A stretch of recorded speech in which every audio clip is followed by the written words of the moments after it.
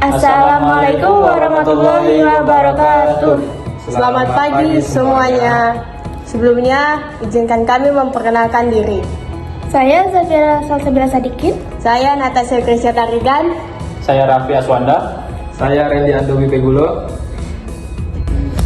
Baiklah, di sini kami akan memberitahukan pembagian penugasan kami. Yaitu yang pertama, menjelaskan pengertian data dan fungsi data. Yang kedua, menjelaskan perbedaan data, informasi, dan pengetahuan.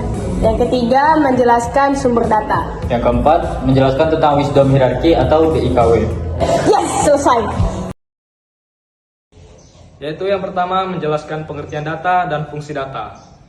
Pengertian data adalah sekumpulan fakta, angka, simbol, atau informasi yang belum diolah dan biasanya digunakan sebagai bahan dasar dalam pengambilan keputusan, analisis, atau pengolahan lebih lanjut untuk menghasilkan informasi yang lebih bermakna. Data bisa berbentuk angka, teks, gambar, audio, atau video yang dikumpulkan dari berbagai sumber. Yang pertama, dasar pengambilan keputusan.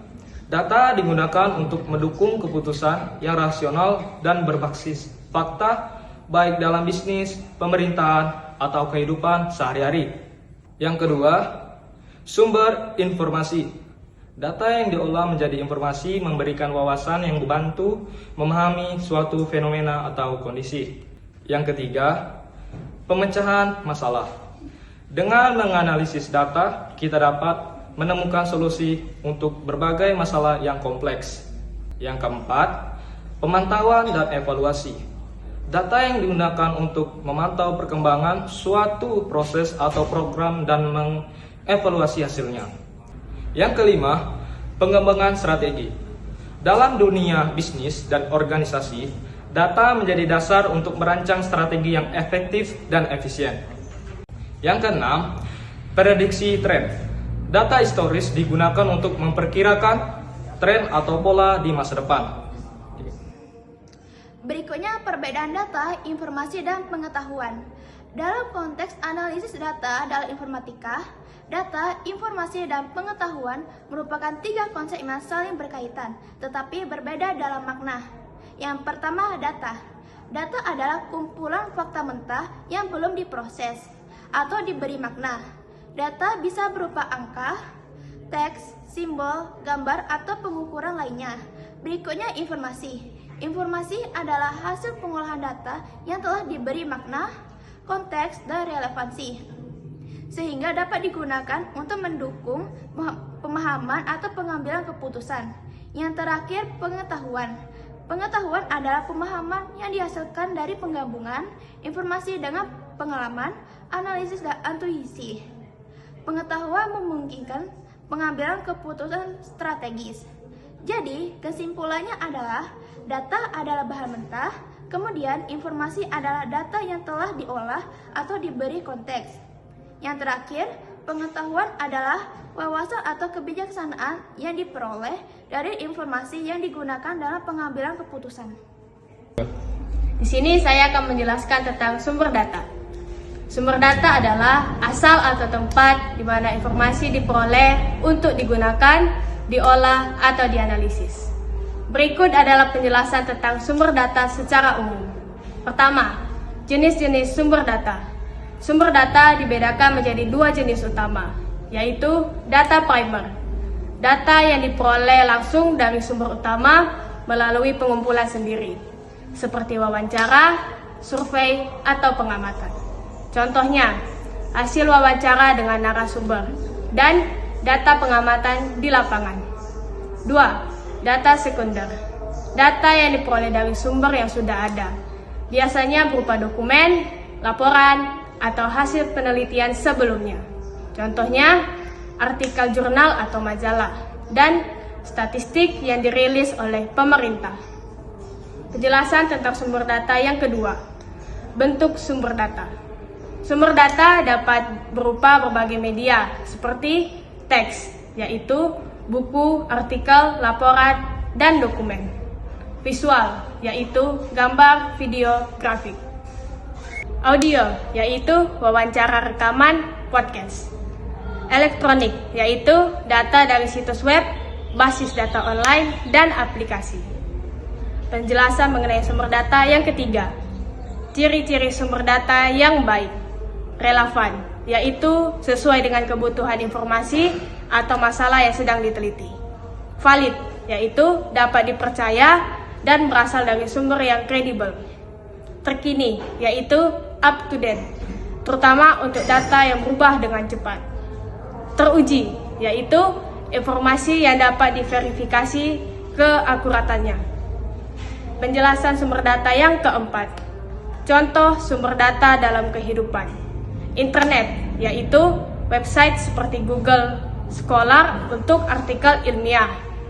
Survei online, yaitu Google Form atau survei lainnya. Pustaka, yaitu buku di perpustakaan atau e-book. Dokumen resmi, yaitu data statistik BPS, laporan keuangan, dan sebagainya. Wisdom Hierarchy DIKW. Wisdom Hierarchy atau dikenal sebagai DIKW Hierarchy adalah sebuah model konseptual yang digunakan untuk memahami proses transformasi data menjadi kebijaksanaan wisdom. Model ini menunjukkan bagaimana informasi diolah dari tingkat dasar hingga menjadi wawasan yang bermakna. Model ini terdiri 4 tingkatan utama. Tujuan dari model ini adalah untuk menjelaskan bagaimana manusia atau sistem informasi berkembang dari sekedar mengumpulkan data hingga menggunakan kebijaksanaan dan pengambilan keputusan. Model ini digunakan untuk manajemen informasi, ilmu komputer, dan pembelajaran organisasi. Baiklah, sekian penjelasan kami mengenai analisis data. Maaf jika selama video kami ada kesalahan. Baiklah, selamat menyaksikan Behind the Scene. Bye-bye. Selamat pagi. Assalamualaikum warahmatullahi wabarakatuh. Selamat pagi semuanya. Sebelum kami memulai Salam dulu lah tuh. Salam baik. Oh, salam baik kayaknya. BTS kedua guys. Assalamualaikum. Ya Allah. BTS ketiga ya guys. 1, 2, 3. Assalamualaikum warahmatullahi wabarakatuh. BTS keempat. Dengar dulu. 1, 2, 3. Assalamualaikum warahmatullahi wabarakatuh. Ini rusak terus. Ini yang rusak. Oke. Assalamualaikum warahmatullahi wabarakatuh. Udah ke-6 guys, ke-6. Assalamualaikum warahmatullahi wabarakatuh. Selamat pagi semuanya. Sebelumnya izinkan kami memperkenalkan diri terlebih dahulu.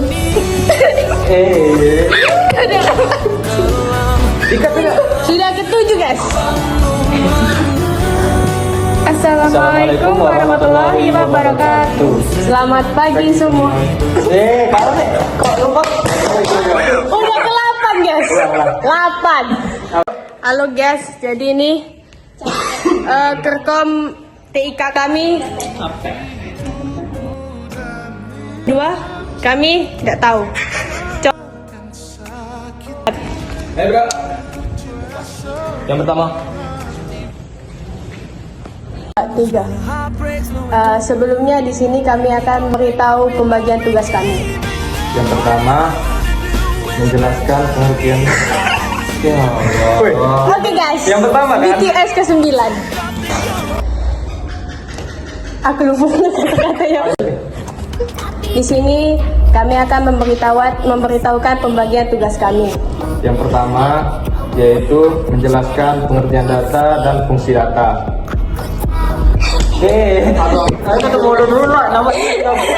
Ini ke-11 guys, yang ke-10 tadi tidak terekam. Memberitahukan pembagian penugasan kami. Yang pertama yaitu Ke-12 guys, 12. Sebelumnya di sini kami akan memberitahukan pembagian penugasan kami. yaitu yang pertama menjelaskan pengertian data dan fungsi data. Yang kedua, menjelaskan perbedaan data, informasi, dan pengetahuan. Enggak 13 guys. Pening guys. Baiklah, di sini kami akan memberitahukan pembagian penugasan kami. Yaitu yang pertama menjelaskan pengertian data dan fungsi data. Yang kedua, menjelaskan perbedaan data, informasi, dan pengetahuan. Ke-14. Lanjut. Baiklah, di sini kami akan memberitahukan pembagian penugasan kami. Yaitu yang pertama menjelaskan pengertian data dan fungsi data. Yang kedua, menjelaskan perbedaan data, informasi, dan pengetahuan. Yang ketiga, menjelaskan sumber data. Yang keempat,